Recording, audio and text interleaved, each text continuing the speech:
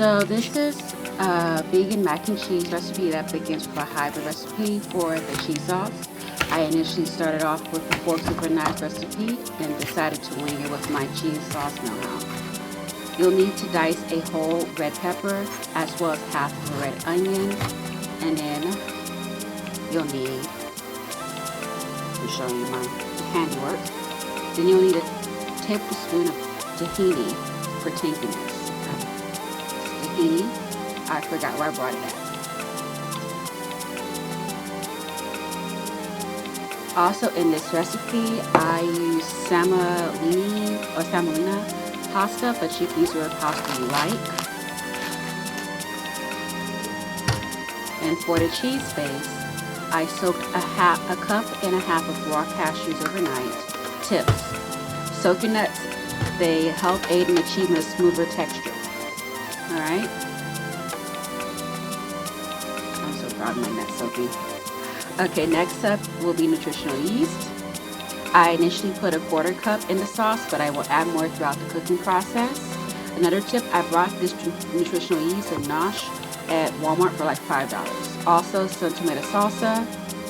However, with tomato salsa, I prefer Rotel, and so I use that instead. But for now, we have the canned tomato salsa. Okay, I also add some onion and garlic powder for taste, and about 2 tablespoons of coconut creamer for depth.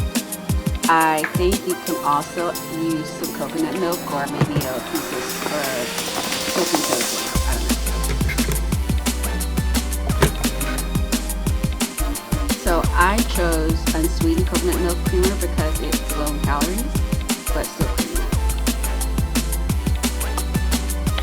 So once you blend all your ingredients together, you will simmer the sauce over medium-low heat for about 30 minutes, and then return it to the blender for a final blend.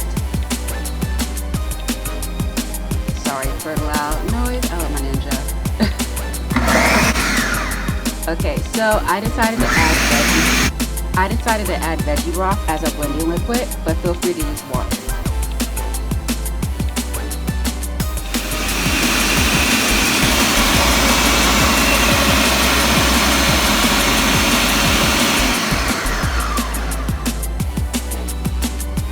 Yes, cheesy goodness going on. Yes, I have kidney stones. I want to like nasty areas. And just so you know, I threw a little chicken thank you away because we don't promote eating meat on this channel.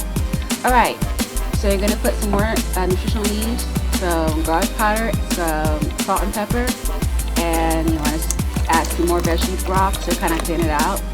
And then you're just going to mix this together, and it's going to simmer some more.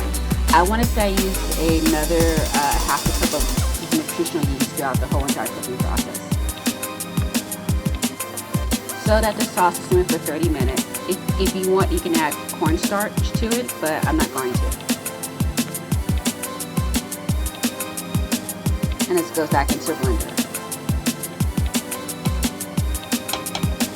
Don't freak out about the texture, trust the process. So it's achieved this nice golden color. It looks like cheese to me. It tastes like cheese. I would recommend tasting this because it's, no animal products in it, so you won't get sick. But taste throughout the whole entire process to kind of get the flavor right. And then again, do not flip out about the texture. You're going to put it back in the blender and achieve your desired smoothiness. Is that a word? Oh no. So I've been eating mac and cheese and peas together since I was a child. So this is how I eat my macaroni and cheese. I also added some Beyond meat crumbles. And so if you want to give this combo a try, just cook the peas with vegan butter, salt, pepper, and garlic powder. And then remember, do not overheat or do not overcook your meat substitutes. You just need to warm them through. You don't want to mess with the texture. Okay, finally I'm going to incorporate all the ingredients together and pour it into the macaroni in a baking pan.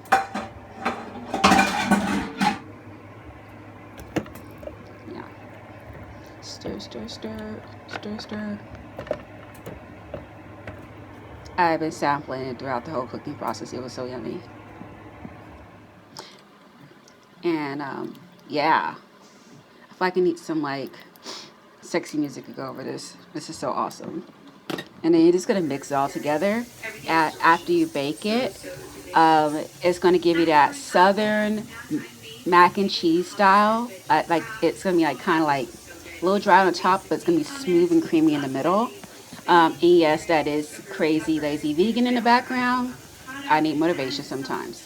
And here's the final result. It's yummy. Like I said, you can just omit the peas and the meat crumbles. It should be fine.